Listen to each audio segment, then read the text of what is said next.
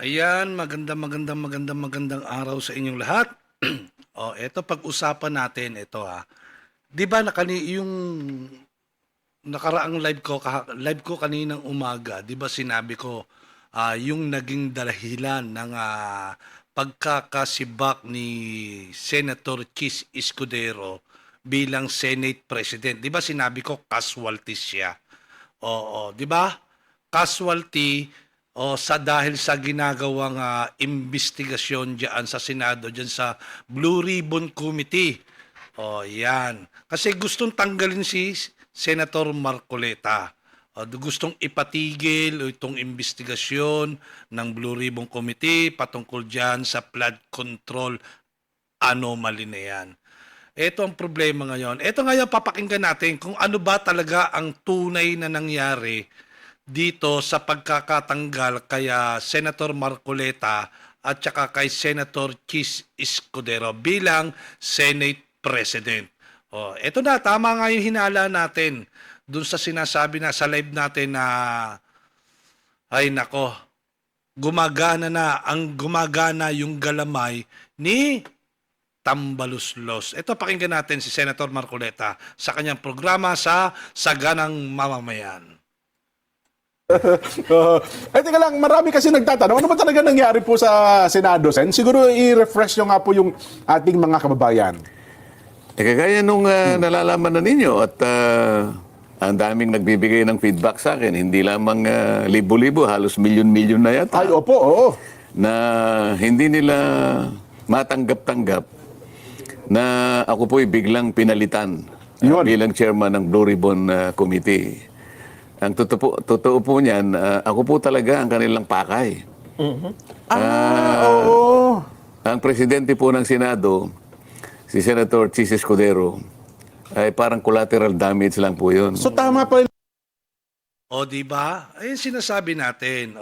Biktima ito si Senator Chis Escudero dahil gusto talagang sibakin diyan si Senator Marcoleta. Ngayon kay Senator Marcoleta na mismo galing 'yan yung mga iniisip natin nagkaroon na ng kasagutan dito. Ito na nga sinasabi natin Biruin mo pati pag-iimbestiga dyan sa Blue Ribbon, pinopolitika ni House Speaker. Grabe naman talaga, grabe. Tuloy natin. Lumabas sa mga social media, Sen, na ang puntirya talaga kayo. Kasi hindi naman nila kumaalis kung hindi nila alisin yung puno. Ayun. Ganun po yung nangyari riyan. Oho. Ngayon, ang medyo hindi po ako nagsasabi nito. Ito po ay kinukumpirma ng napakarami pong mga kababayan natin na hindi po nila nagustuhan yung mabilis ang pagpapalit ng liderato ng Blue Ribbon Committee.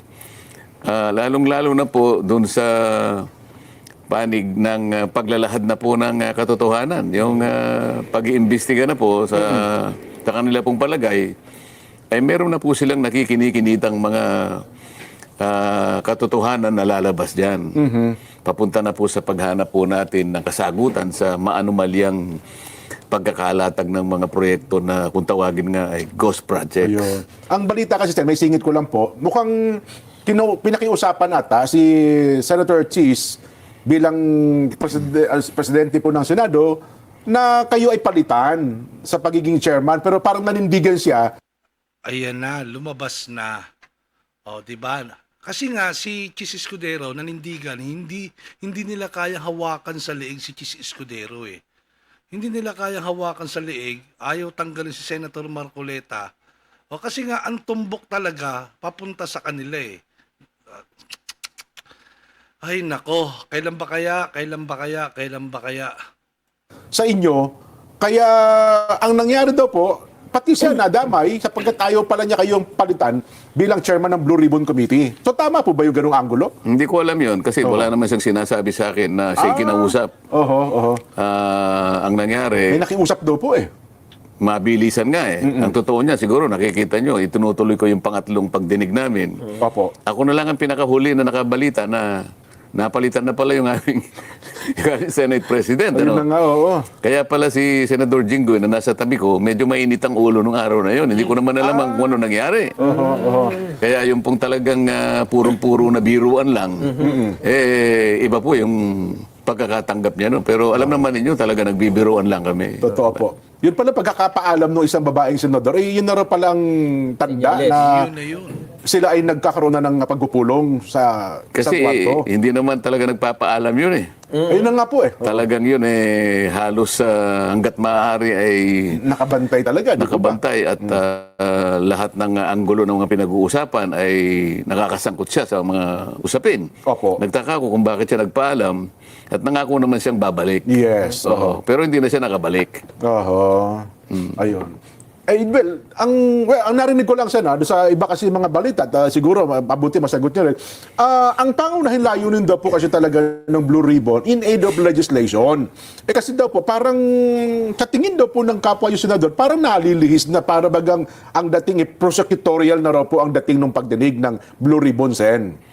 Sino po ba ang nagsabi nun? Yun po ang lumalabas. At maging sa panayam po sa mga kasama nyo sa Senado, eh parang yun po ang binabanggit nila, Sen. Hindi po Si ano nagsabi noon? Si Senator Tito Soto, Senate President, doon sa interview niya kay Manong Ted Pailon. Oh, hindi niya pwedeng itanggi yun. Sinabi niya yun doon eh.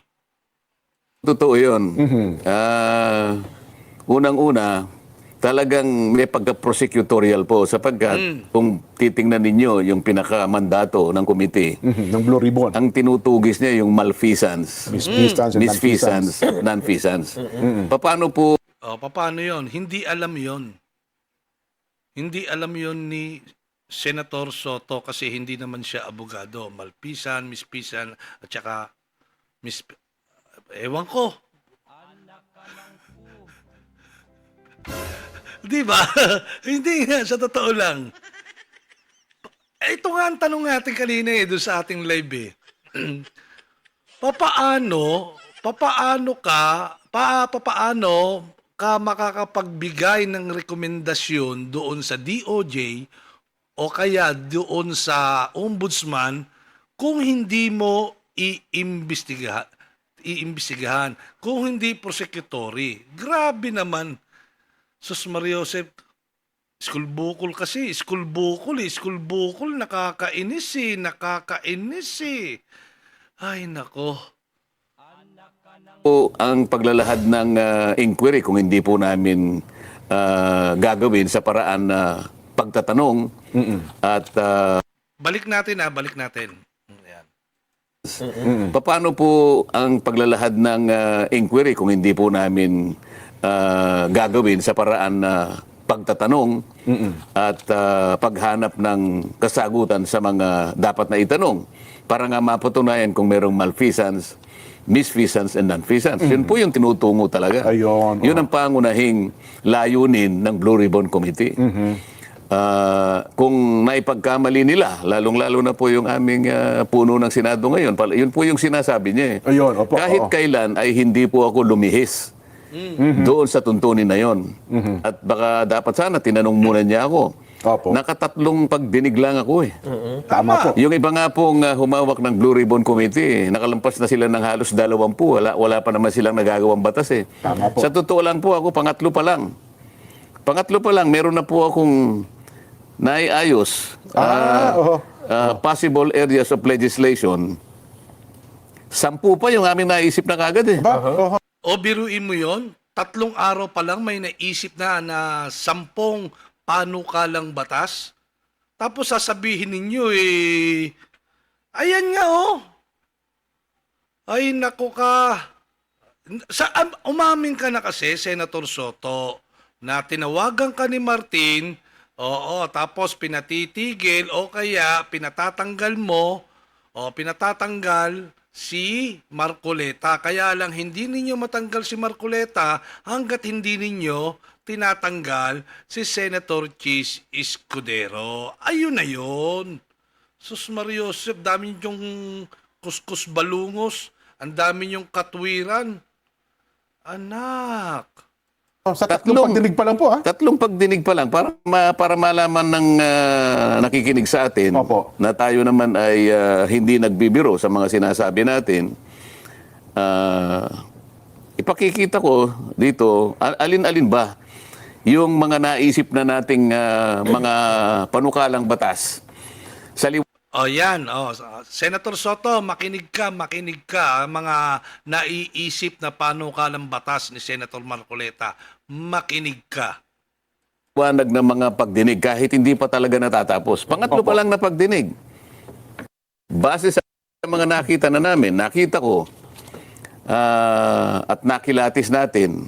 Ito yung aking naisip. Kinakailangan merong amendment ng procurement law. Oo, opo. Kasi doon napupunta po yung mga bidding natin, yung pag-award ng mga proyekto, lalong-lalo na yung pinag-uusapan ng mga flood control projects, nasasalaula sapagkat merong problema, may mga butas sa procurement law. Kinakailangan mag-introduce ka ng amendments. Meron ding amendment po sa anti-graft law. Dito kinakailangan mapatibayan siguro, kung hindi man dapat itaas siguro, pati yung pagpaparusa dito kinakailangan ibigyan talaga ng impetus dito. Opo. Pwede rin nating, meron po kaming iniisip na amendments po sa contractors licensing law. Ito yung sakop ng PICAB. PICAB, opo. Meron tayong amendment sa witness protection law o yung tinatawag na stand-alone bill. No? Meron tayong naiisip na amyenda doon sa ating AMLA. Anti-Money Laundering Council. Anti-Laundering. Nakita naman ninyo kung saan, isip-isipin nyo, yung isa sa mga nag-testify doon. Sa isang araw, kaya niyang magpatalo ng halos 14 o 15 milyon. Ito parang ang ginagamit nila, laundry area yung mga kasino natin.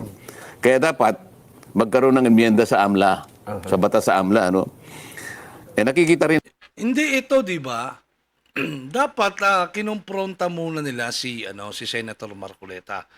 Ano ba yan? Para saan ba yung hearing niya? Saan ba papunta yan? Saan ba ang direksyon yan? Tas paalala ninyo, di ba? Ang hearing na ito ay para sa in aid of legislation. Ano ba naiisip mo? Di sana nasagot siya ni Senator Marcoleta. Sana na ipaliwanagan sila. Hindi yung nagkudita sila. Hindi, ang ano ko lang dito, talagang sakim ito si Tito Soto sa kapangyarihan.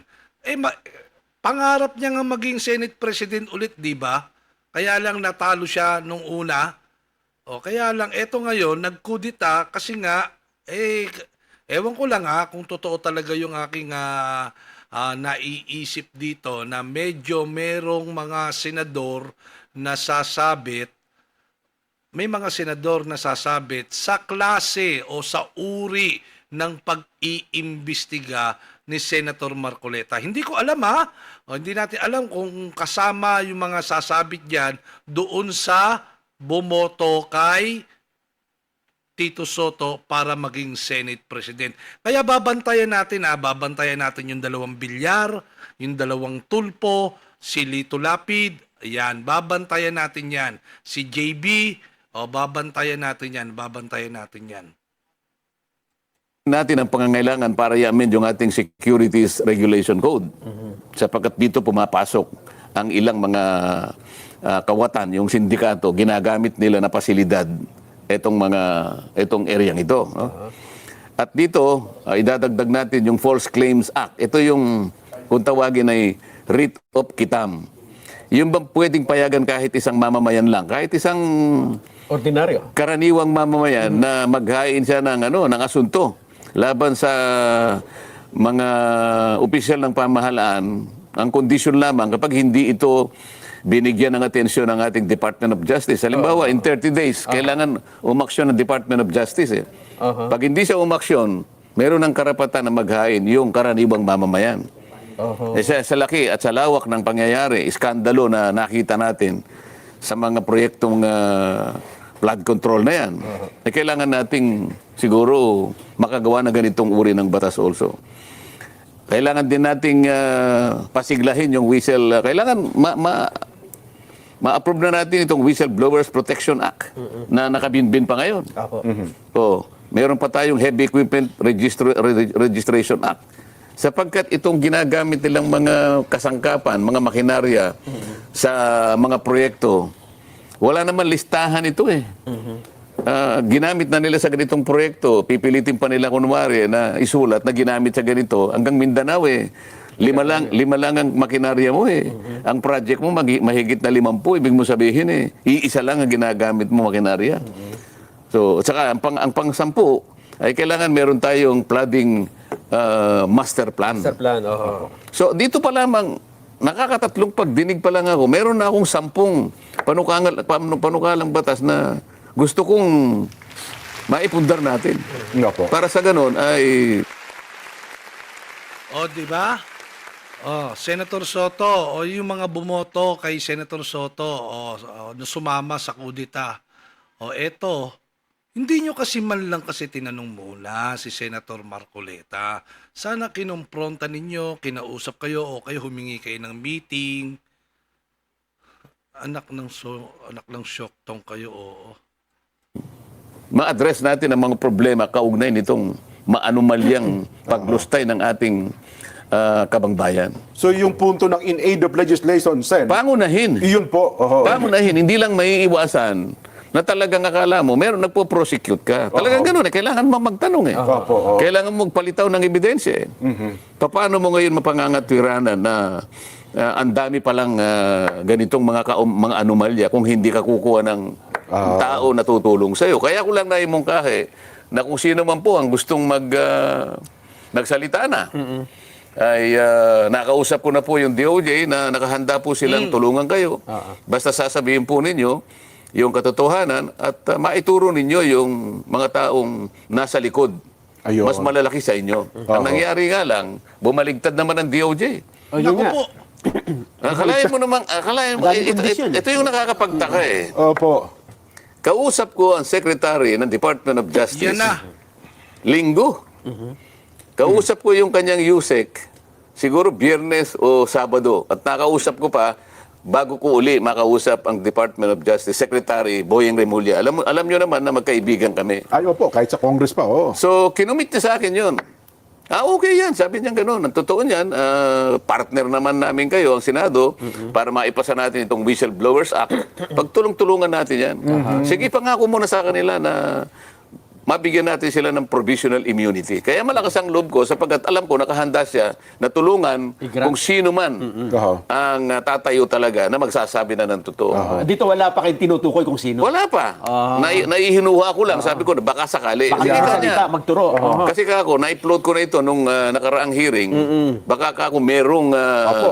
At saka sa magkusa. programang ito, Sen, noong Biyernes, di ba Oo, sinabi baka niyo merong na? magkusa. Kailangan Yan. nakahanda ako. Kaya nga, tumawag na ako sa'yo. At mabuti naman ka ako, tumawag ka na rin sa akin para makonfirma natin na magkaugnay tayo sa layo ng ito. Yung Witness Protection Program, legitimate na remedyo ito eh. Nasa batas ito eh. Pagkatapos sinabi niya, hindi ko basta ma-approve yan. Kinakailangan mo nang isoli muna niya yung mga nakulimbat nila. Ito na po yung magkapalitan na po eh. Nagkapalitan na ito. Paano mangyayari yun? Yung sinasabi niyang restitution or indemnification, hindi kasali yun eh. Oho. Wala yun sa requirement eh. Hindi pinag-uusapan dito yung pagsusoli ng kung ano. Pwede na siguro pag-usapan sa bandang huli yun.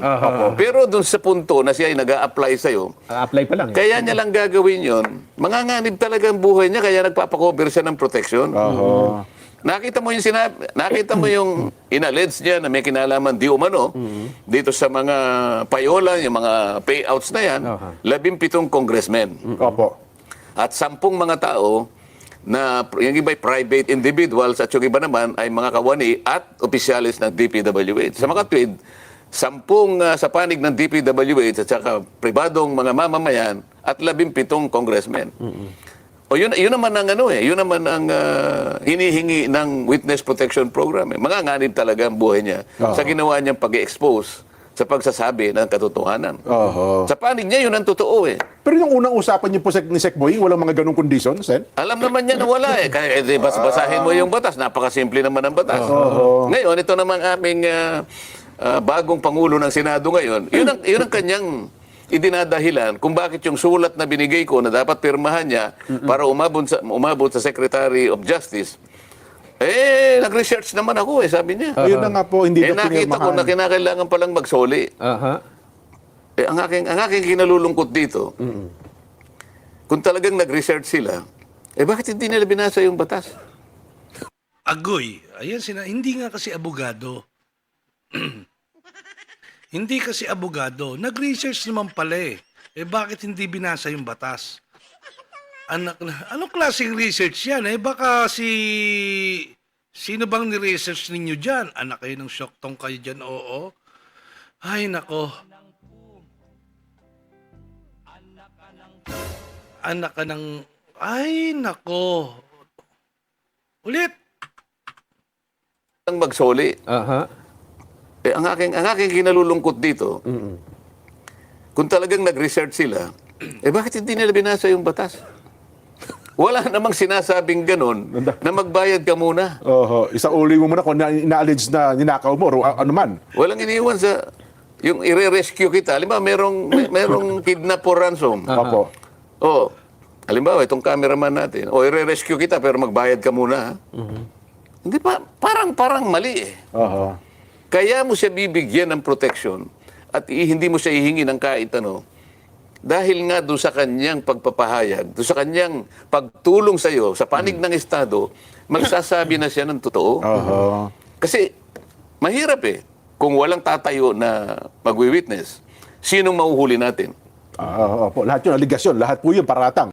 Hindi, kasi nga, di ba, ano ibabalik niya? Nagkwentahan na ba sila kung magkano yung nakulimbat? Kung magkano kinita niya doon sa flood control project na yon, sa mga ghost project na yon, magkano kinita niya doon sa mga substandard na mga project? Nakakatatlong hearing pa lang. Eh, bandang huli pa yan magkukwentahan pagkatapos ng sa suma total. O sige, ito, safe ka. O sige, ito lahat. O para maging safe ka na. O para magkaroon ka ng protection. Magkwentahan na tayo at isauli mo lahat. O yung mga pera na ninakaw ninyo. Tatlong hearing pa lang eh. Hindi pa nga alam kung magkano yung halaga.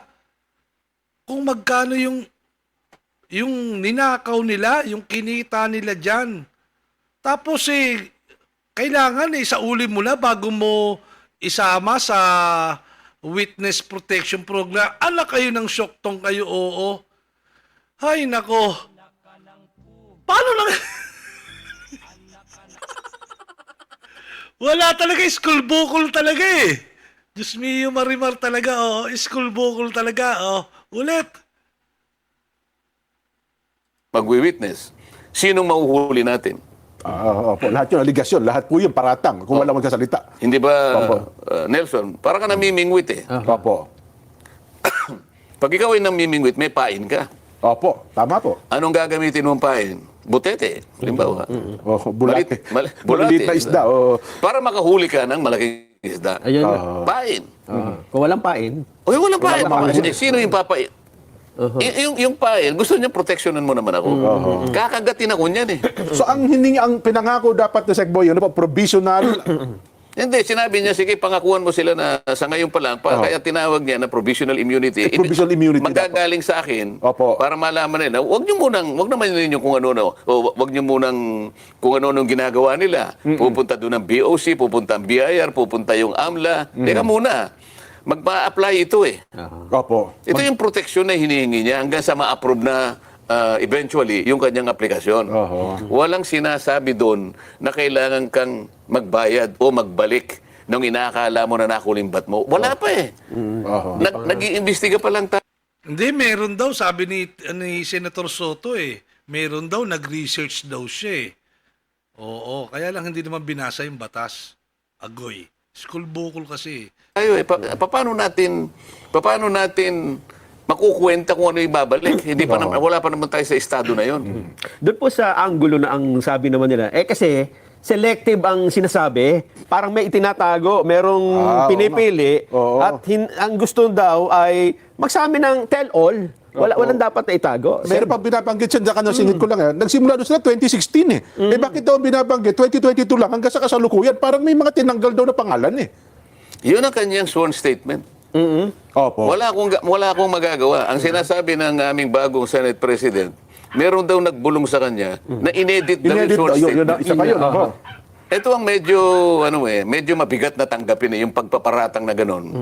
May bumulong daw na taga Blue Ribbon Committee. Paano kaya kung malaman niya ang katotohanan na hindi naman alam nung Blue Ribbon Committee na mayroong sworn statement na lalabas nung araw na yon. Yung sworn Ah, statement oo. na yon, direktang Opo. ibinigay sa akin. Opo. Hindi alam ng Blue Ribbon Committee. Paano mong sasabihin na inedit?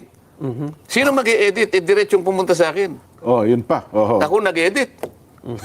Yung araw na yun, binigay, magsisimula na kami. Doon mismo sa hearing. Hindi naman doon sa hearing. Basta kinakailangan. Doon sa araw ng hearing. Ilang oras na yung bago kailangan makuha ko. Oho. Oho. O pagkatapos sasabihin nila, merong nag-edit. Ito yung nakikita kong parang hindi na tama eh. Kung mo ba sinabi niya na congressman ang naging kasama niya, naka-transact niya, ibig sabihin hindi na totoo? Kung mo ba wala siyang sinabi na senador, hindi na totoo yung sinabi niya? Oho. Doon sa House of Representatives, kung titingnan ninyo, ang pinaniwalaan naman nila, ang gustong papaniwalain, ay yung sinasabi naman Nung Bryce ng Hernandez. President Hernandez na pumunta naman sa amin. Nakikita mo, sinasabi nila na hindi kanya totoo yung sworn statement ng mga Diskaya. Opo. Bakit nila pinresent yung Mayor Vico ng Pasig? Hindi ba dahil sa kalaban niya yun? Ano naman nung aming presidente na Senado ngayon, yung Vico Soto, hindi ba pamangkin niya? Pamangking yes po. O di may politika dito, di ba? Kaya mo lang ba sinasabi, kaya mo dinidiminish yung value nung Diskaya. sworn statement na yon dahil kalaban siya ng pamangkin mo sa politika. Kung ako siguro, dapat hindi ako magkukomment sa bahagi na yun Opo. Sapagkat kalaban ng aking pamangkin ito, Oho. hindi siguro magre-recuse siguro ako Hindi ikaw ang magbo-volunteer na palagay ko inedit ito. Sa aking School bukol nga Ano pa ba aasahan ninyo sa isang Senate President na school bukol? Di ba? Ano pa bang aasahan nyo? Ewan ko sa inyo! palagay maraming butas ito. Hindi ka dapat magsasabi ng ganon sapagkat magiging bias ka. Dahil kalaban yan ng pamangkin mo. Sa politika. Tingnan mo na lang. Tinawag si Mayor Vico sa House of Representatives. Hindi para magbigay ng testimony. Hindi para magbigay ng dokumentong makakatulong para makakuha ng maraming batayan.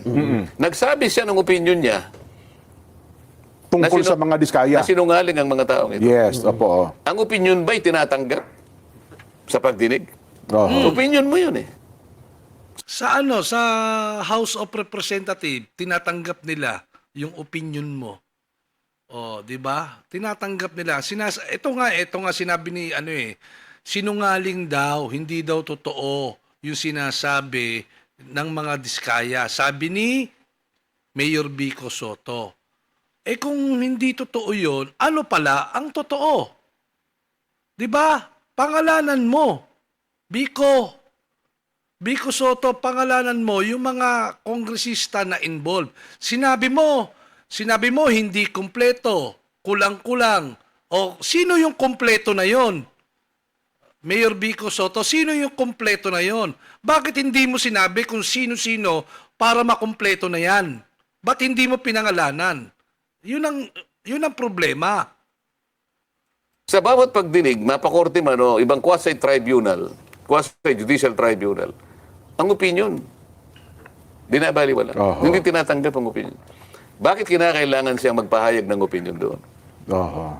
So, pagkatapos, hinahanap ko yung Bryce Hernandez. Kasi pinahiram sa House of Representatives at doon ay tumistigo. O ba't hindi na sinuli? Opo. Tinanong ko yun. Sabi ko, Mr. President, bakit hindi sinuli sa atin? Hindi ba? Ito yung sulat mo, babasahin ko sa'yo. Opo. Oo. Paihiram ko sa inyo, sabi niya, pero pagkatapos ng hearing ninyo, ibalik ninyo ng madali, Opo. ligtas, dito sa Senate. O ba't pinanatili mo ka ako sa Quezon City QCPD? Sa Krami. O, sa Krami. Detention Center. Opo. Sa Krami. Bakit Custodial ganun? Center. Nag-request sa akin si Speaker. Teka muna. Opo. Yun na yung napanood namin na nagkaroon ng viral ngayon sa social media. Bakit pag na-request na yung Speaker, sabi ko, sumusunod ka sa Speaker? Anak lang pusang gala talaga. Anak lang. Porket nag-request si speaker Pagbibigyan mo na? Anak, hindi ka man lang sumangguni o kumonsulta doon sa taong nag-contempt? Doon sa kasamahan mo na nag-contempt? Wala. Ito, si Senator Soto, walang respeto ito sa kapwa niya senador eh. Biro mo, kinontempt ng isang senador doon sa committee hearing. Tapos, hindi na sinauli. Kasi daw, nag-request daw yung speaker. Sana, tinanong niya muna si Senator Jingo Estrada na nag-contempt. O kaya, itong chairman ng committee. Bastos ito si Tito Soto eh. Bastos. Social media. Bakit pag na-request na speaker, sabi ko, sumusunod ka sa speaker?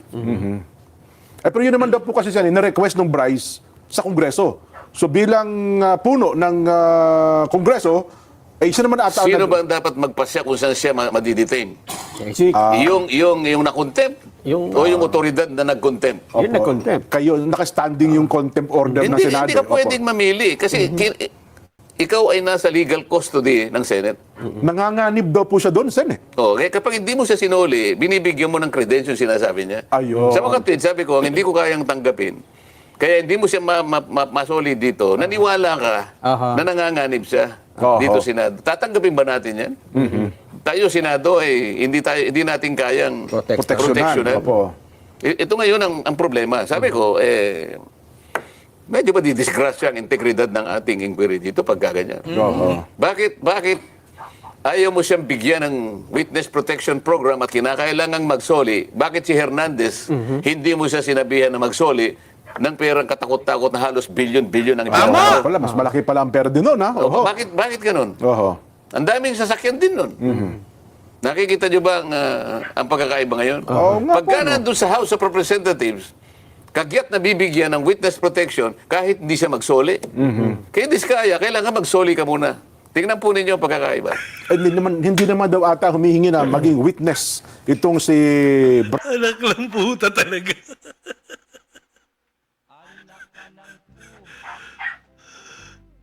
Ay, nako. Sasakit ang ulo mo sa mga ewan ko sa inyo. Bryce Hernandez. Hindi ka, Sen, i-cover nga, pinoprotektahan. yun nga yung, yun nga yung gusto nilang mangyari. Magsabi ka lang ng totoo.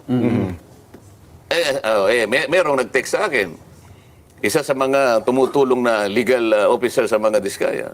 May kinausap siya ng isang congressman daw. Maglaglag din kayo ng senador para hindi kayo makontempt. Ganito na ba? Oho. Tingnan ninyo, historically, ano ba nangyari kay Grijaldo, hindi ba? Opo. Ganon, sila yung gumagawa nun. Sa Senado, walang ganon eh. Yun ang nangyari kay Garma. Yun ang nangyari kay do sa pulis, yung Ed, nakalimutan ko yung apelyido. Si Pero sa Grijaldo. Senado, walang ganong klaseng kasaysayan. So, gusto ko makita ninyo yung pagkakaiba.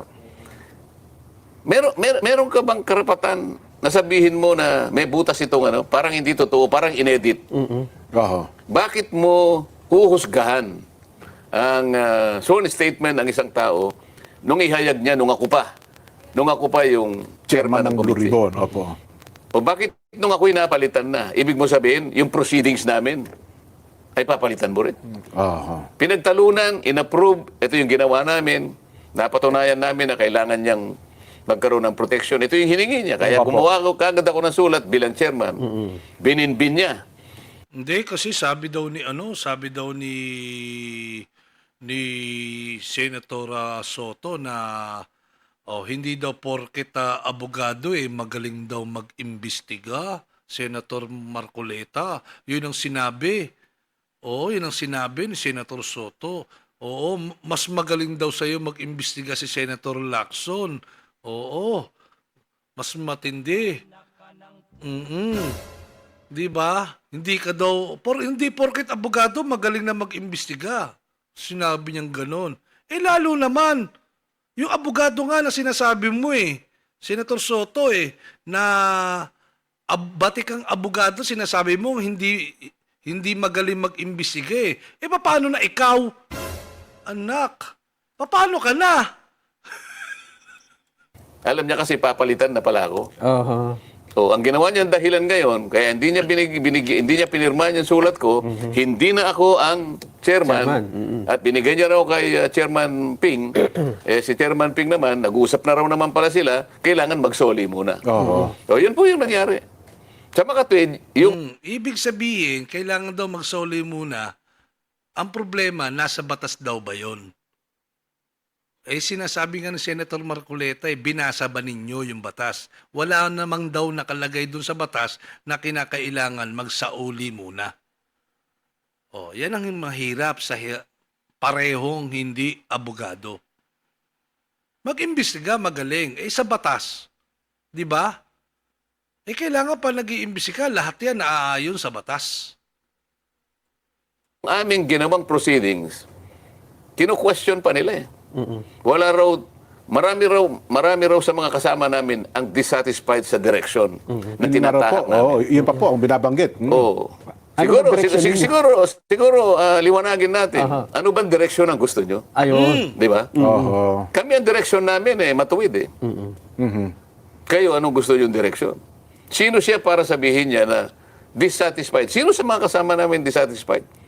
Baka naman yung leader ng House of Representatives ang dissatisfied sapagkat puro congressmen ang binanggit. Oo. Kaya pala sinasabi nila, magbanggit din kayo. Maglaglag din kayo. Para hindi kayo makontempt. Tama ba yun? Doon po sa punto ng pagiging state witness, kasi sabi nila, dapat daw, ang isang state witness ay least guilty, hindi yung... Hindi ganon. Ganun ho ba? Ang mga requirements dyan, nasa Republic Act 6981. Okay. Basahin niyo yung Section 3 at saka yung Section 10, pagsama-samahin nyo. Ito yung mga requirements ngayon sa aking pagkakatanda. Una, Opo. yung offense, yung krimen na kung saan dapat siyang tumestigo is a grave offense. Grave talaga to, plunder ito. Opo. Wala kang ibang makukuhang tetestigo. Okay. Ito lang. So, qualified din siya. Sila nga lumitaw eh. Kaya sabi ko, makipagunahan kayo kasi kung sufficient na to, hindi ko na kailangan yung iba. Oo nga. Kasi hindi na kayo magko-qualify. Tama, kung sapat na nga po na. Hindi na kayo magko-qualify Oo dito nga sa isang naman, requirement. Kung nakipagunahan ngayon yun. At yung ganyang testimony can be corroborated in material facts. Ibig sabihin, makukunan niya. Oo. Yung mga tumitestigo are not the most guilty. Yan. Yun ang requirement. Pagkatapos, meron pa sinasabi ron, nanganganib ang buhay, ang kanilang kaligtasan, at ang kanilang seguridad. So lahat ng mga yun, kung titingnan mo, babagsak lahat sa kanila. Tama-tama. Pero yung sinabing, magbayad ka muna, hindi kasali doon. Sa batas na yon. Na ang kondisyon ay isauli mo muna yung mga ninakaw mo. Walang ganon. Kaya sabi ko nga, teka muna, bakit ang ating DOJ Secretary bumaligtad ng ganon? Sa napakarami niyang assistant doon, kung halimbawa nakalimutan niya yung batas na yon, dapat ang tanong muna siya. Kinausap ko yung USEC. Nag-apologize sa akin. Sorry po, Sen, sabi niya. Mali po ka niya yung sinabi niya. Nako. Ngayon, sinasabi ko ngayon. Balikan ninyo yung Section 3 at Section 10 ng Republic Act 6981. Tingnan po ninyo doon kung may sinasabing kailangan magsoli. So kung wala hindi na kailangan magsoli, bakit yung Bryce Hernandez, wala kayong sinasabi Isauli na din yung... magsosoli? Oo nga pala, no? Oo. Isa rin sa may pinakamalaking... Ang nangyayari ngayon sa nakikita ko, yung aming Pangulo ng Senado, mas gusto niyang proteksyonan ng mga congressmen kaysa sa mga senador. Kaya kayo nung binanggit ni Bryce Hernandez ang... Di ba?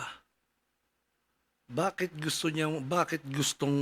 mas gustong proteksyonan ni Senator Soto ang mga congressman? Bakit? Dahil kay Martin Romualdez. Senator Soto, magtatanong lang ako puppet ka ba ni Martin Romualdez? Tanong lang naman po, tanong lang. Tanong lang naman po, tanong lang. Puppet po ba kayo ni... Kasi di ba, ito nung election pa lang, nung Senate President, yung nagpaparamdam ka, yung pagbubukas ng 20th Congress, sinasabi mo, di ba, na ang dapat Senate President hindi dapat sunod-sunuran sa Malacanang. Yun ang palagi mong sinasabi. Kasi pinalalabas ninyo na sunod-sunuran si Chis Escudero dito sa Malacanang. Tama, mali? Pero itong nangyayari ngayon, ba't parang sunod-sunuran kayo sa Kongreso? Bakit parang sunod-sunuran kayo kay Speaker? Hindi ka nga, parang sunod-sunuran kayo ngayon sa Malacanang. Di ba? Napakalinaw dyan, oh. Anak, nakakabuisit kayo. O tuloy. Senator Jinggoy at Senator Joel. Ayun. Tinutrektahan si Hernandez. Si Hernandez ang naka-protection ngayon. O sinabi ko, teka muna, bakit ka ako nasa krame? O di nagtalo-talo kami. Ay siguro, alam nila, hindi nila mapangangatwiran. Bumaba siya. Kaya ko lang naman ginawa yun. Sabi niya mamaya kapag ka tayo ang nanghiram, hindi rin nila tayo pahiramin. Ano ba ito? Hiraman ba ito? Oo, yun nga ang punto. Yun ang lumabas doon sa iyong pagpupulong sa Pero sinabi ko sa kanya, ano ngayon kung hindi tayo pahiramin? Marami naman tayong sarili. Oo.